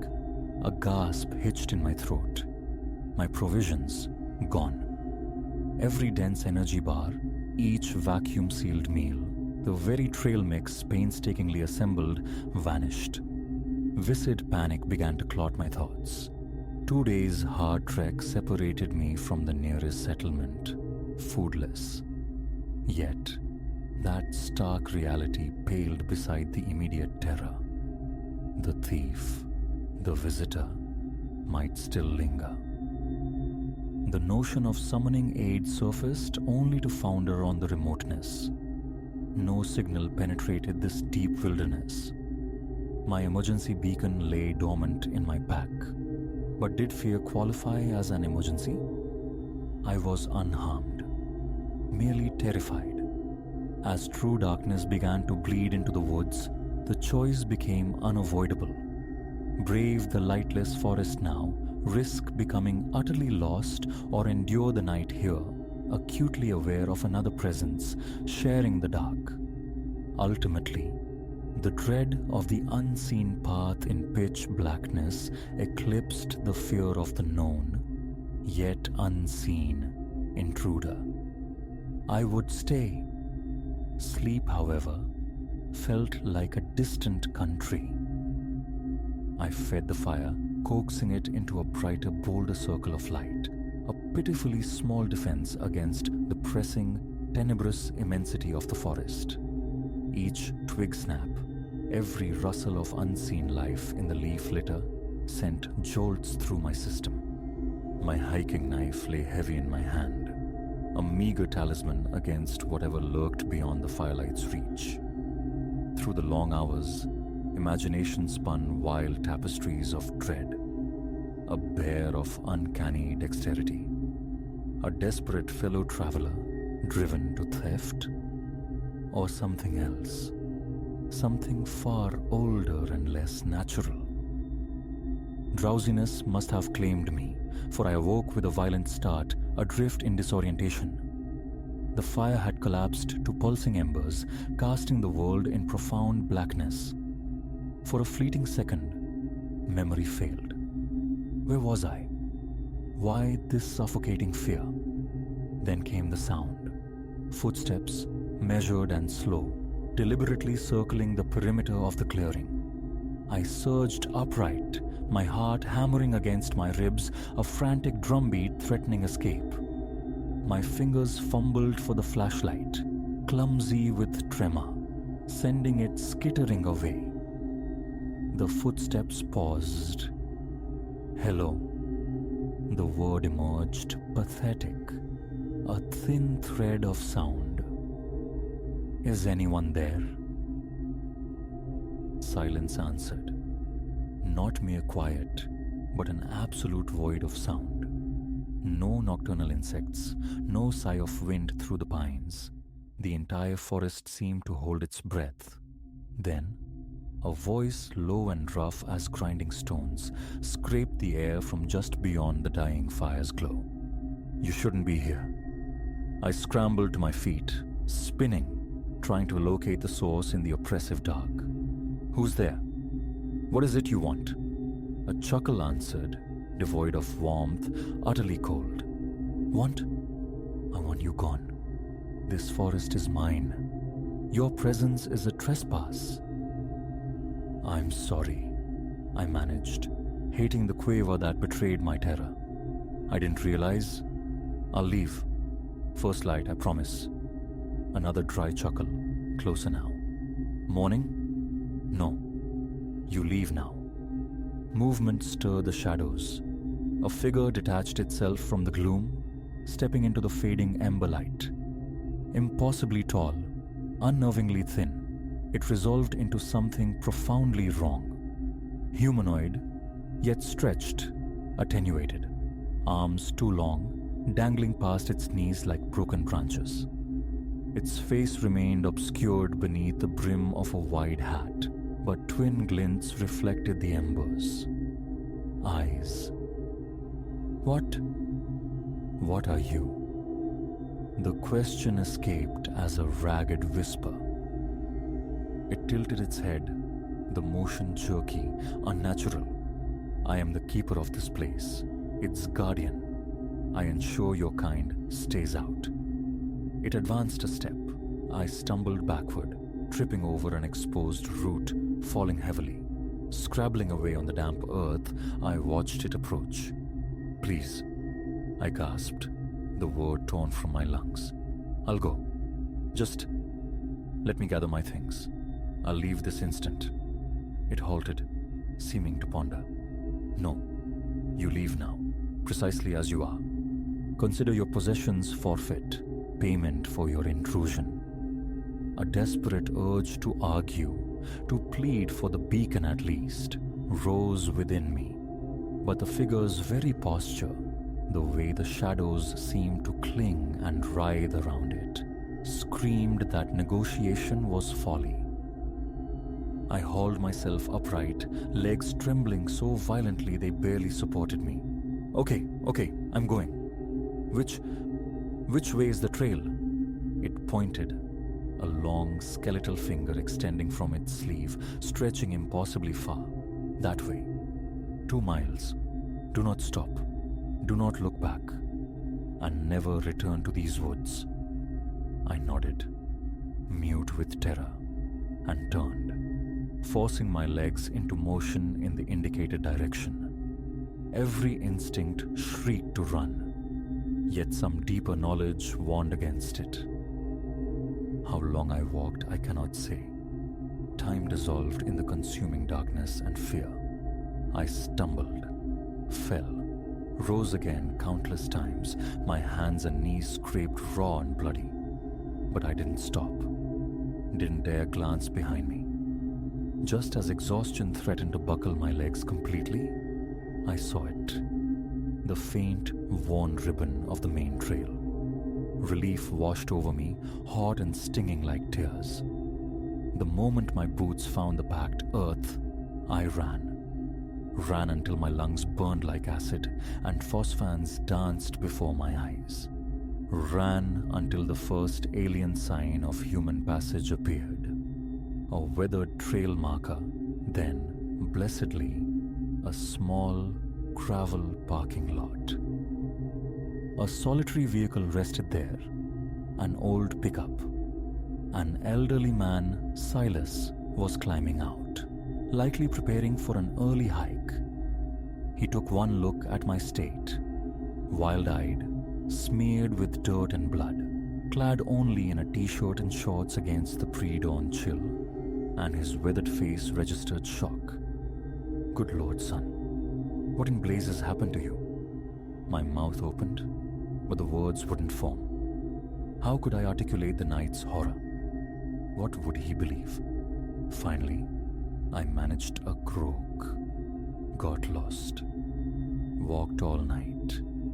He nodded, a flicker of doubt in his sympathetic eyes. Well, climb in. Let's get you somewhere warm, maybe a hospital. As the truck pulled away, I risked a glance back towards the tree line. For a heartbeat, just a fraction of a second, I thought I perceived a tall, slender silhouette standing at the forest's edge, watching our departure. I have never returned to those woods. Solo hiking is a pleasure I no longer seek. Some nights, sleep is still fractured by a cold sweat. The echo of that gravelly voice reverberating on the dark confines of my room. This forest is mine. You're trespassing. What I encountered remains an enigma. A local legend given flesh, a phantasm born of fear and isolation, or something else entirely. Something ancient and nameless that defies understanding. All I know is that occasionally, gazing at the familiar woods bordering my own home, I see a flicker of movement between the trees, something tall and unnaturally thin. And I remember that certain places remain fiercely guarded, where the wild retains its teeth. I lock my doors then, turn away from the window, and tried desperately to forget the night I learned that some forests demand to be left utterly alone.